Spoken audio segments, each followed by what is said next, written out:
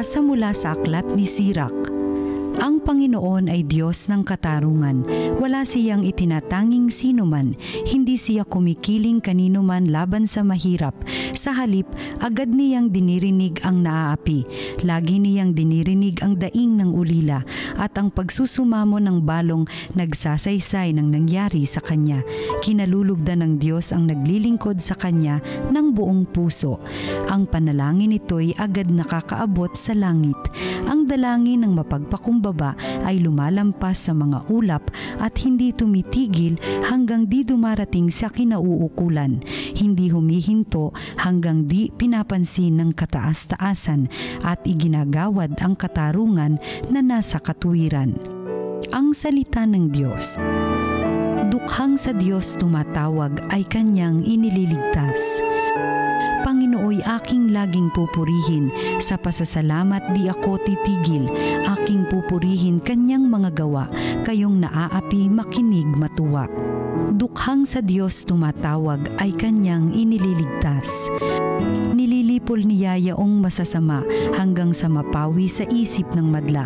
Agad dinirinig daing ng matuwid, inililigtas sila sa mga panganib. Dukhang sa Diyos tumatawag ay kanyang inililigtas.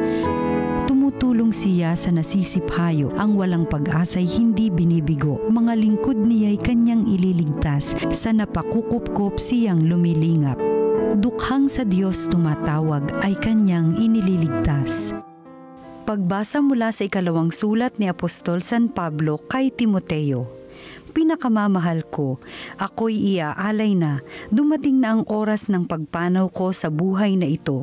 Puspusan akong lumaban sa paligsahan, natapos ko na ang dapat kong takbuhin, nanatili akong tapat sa pananampalataya, kakamtan ko na ang korona ng pagtatagumpay, at sa araw na yaon, ang Panginoon na siyang makatarungang hukom ang magpuputong sa akin ng korona, hindi lamang sa akin kundi sa lahat ng nananabik sa muli niyang pagparito. Walang sumama sa akin nang una akong humarap sa hukuman. Pinabayaan nila akong mag-isa. Patawarin nawa sila ng Diyos. Ngunit pinatnubayan ako ng Panginoon at binigyan ng lakas upang maipahayag sa mga hintil ang salita. Naligtas ako sa tiyak na kapahamakan. Ang Panginoon ang magliligtas sa akin sa lahat ng kasamaan at siya rin ang maghahatid sa akin sa kanyang kaharian sa langit.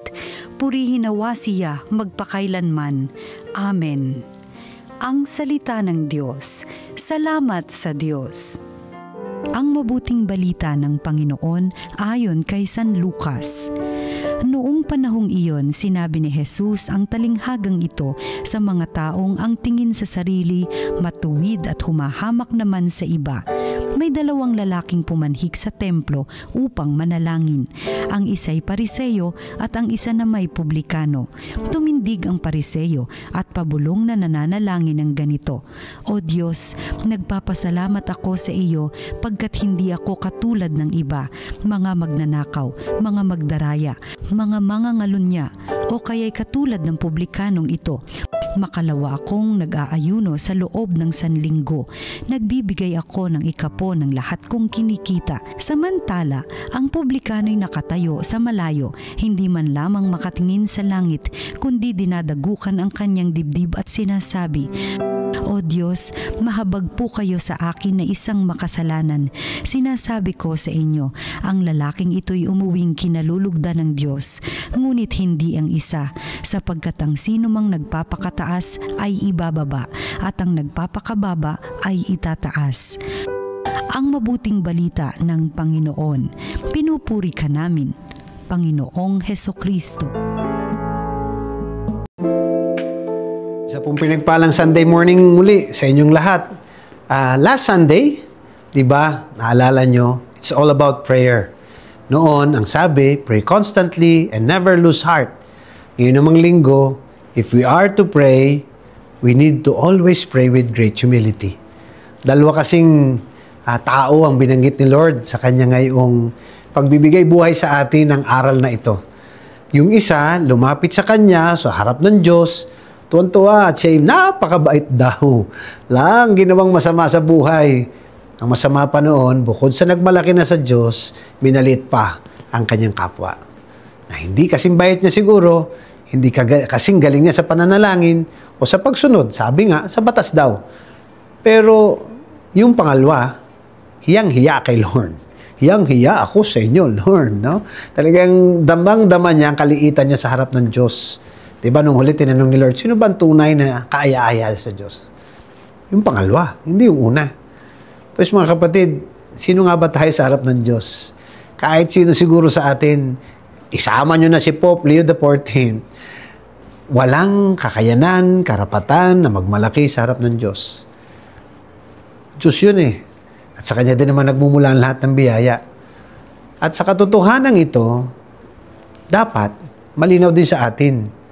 Ang pwede lamang nating maging ugali sa harap ng Diyos, kababaang loob.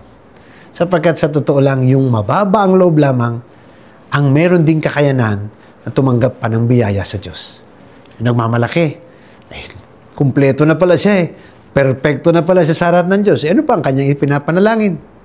Ito namang isa, nanalangin ng buong kababaang loob. Yan ang gusto ng Diyos. Sapagkat yan, ang binibigyan ng Diyos ng tunay na biyaya. O ano na mga kapatid, yung una ba tayo o yung pangalawa? Sana yung pangalawa. Kasi ang dami pang biyaya ang may bibigay sa atin ng Diyos.